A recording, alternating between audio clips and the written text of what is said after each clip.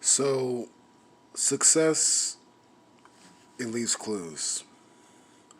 I believe that if there's something that you want to do, you find somebody who's doing exactly that and you do your best to model it.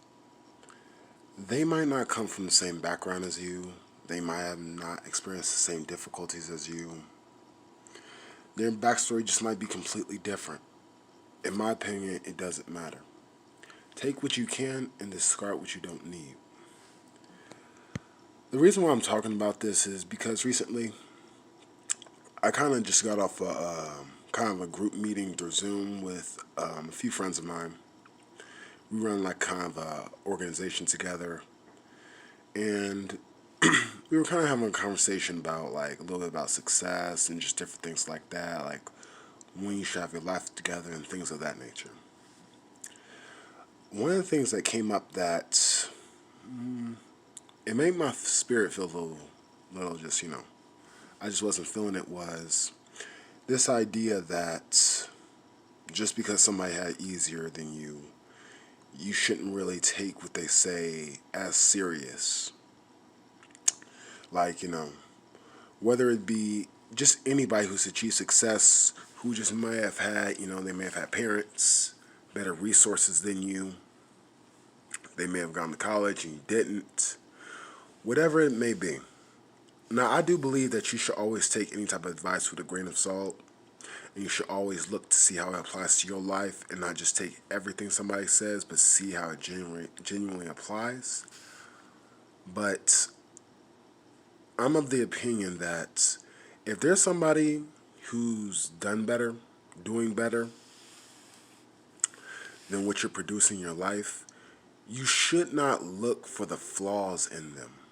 The flaws in their character, the flaws in their story. Now, of course, you do want to see what fruit a tree bears. Absolutely. But if somebody has knowledge, no matter how it's portrayed, no matter how it's given to you, if there is truth in it, take what you need and then discard the rest. You should never look at somebody's story and say, "Well, I don't necessarily know what their true story is." So, like, what I'm saying, I'm not sure if I could take, when they say work hard seriously, or the way he's screaming at me, or the way he's putting this, like, I don't agree with it. Like, to each his own. But what I'm saying here is don't look at the speaker, look at the message. Look at what it is that they're genuinely saying. Because they might be saying something that, yes, it might seem like just inspirational and rah, but no. One thing I've learned from listening to different motivational speakers such as Les Brown, Eric Thomas, Tony Robbins, it's not just about getting you hyped up, it's about shifting your identity, letting you know that you can become something. That is the reason why they have such an impact on people. Not because they have degrees, not because they're privileged.